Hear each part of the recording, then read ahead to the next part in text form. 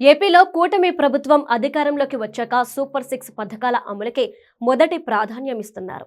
కొత్త ప్రభుత్వం కొలువు తీరిన వెంటనే వృద్ధాప్య, వితంతు పెన్షన్లను 4,000కు పెంచి అంతకుముందు 3 నెలలకు నెలకు 1,000 రూపాయలతో కలిపి ఒకేసారి 7,000 ఇచ్చిన ఘనత కూటమి ప్రభుత్వం సొంతం. అదే ఊపులో ఏడాదికి 3 సిలిండర్లు ఉచితంగా అందిస్తున్నారు. ఇంట్లో ఎంతమంది పిల్లలున్నా వారికి తల్లికి వందనం పథకం ద్వారా ఒక్కొక్కరికి 15,000 రూపాయలను తల్లి ఖాతాలో జమ చేస్తున్నారు. అన్నదాత సుఖీభవ పథకం ద్వారా పీఎం కిసాన్ యోజన నిధులతో కలిపి ఏడాదికి 20,000 రూపాయలు అందిస్తున్నారు. మహిళలకు ఉచితంగా బస్సు ప్రయాణం సౌకర్యం విజయవంతంగా అమలవుతుంది.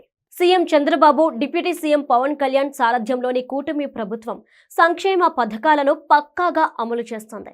సంక్షేమంపై ప్రజలు సంతృప్తిగా ఉంటే వైసీపీ మళ్లీ అధికారంలోకి రావడం కష్టం. ఈ కారణంతోనే ఏమో గానీ క్షేత్రస్థాయిలో సంక్షేమ పథకాలపై నెగటివ్ పబ్లిసిటీ ప్రారంభించారు. జగన్ హయాంలో కంటే ఇప్పుడే ప్రజలకు ఎక్కువ మొత్తం ఇస్తున్నా సంక్షేమం సరిగ్గా జరగడం లేదనే వాదనను బలంగా జనాల మీద రుద్దే ప్రయత్నాలు జరుగుతున్నాయి. గ్రౌండ్ లెవెల్లో వైసీపీ కార్యకర్తలు, సానుభూతి పరులు యాక్టివ్గా ఇలాంటి ప్రచారం చేస్తున్నారు.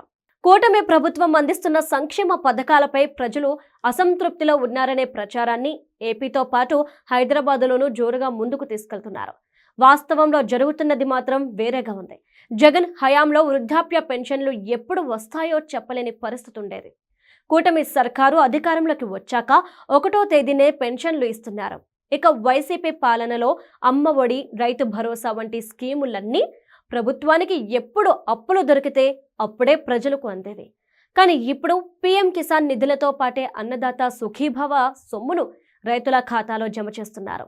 తల్లికి వందనం పథకం ద్వారా ఇంట్లో ఎంతమంది పిల్లలున్నా ఒక్కొక్కరికి 15,000 ఇస్తున్నారు.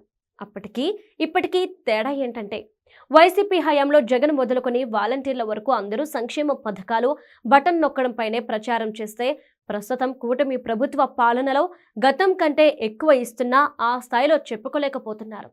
ఇదే అలుసుగా తీసుకుంటున్న ప్రతిపక్షం సంక్షేమంపై ప్రజల్లో సంతృప్తి లేదనే ప్రచారానికి తెరతీసింది. ఇలాంటి ప్రచారాలను ఆదిలోనే తిప్పికొట్టకపోతే జనాలు కూడా ఇదే నిజం అనుకునే ప్రమాదం ఉంటుంది.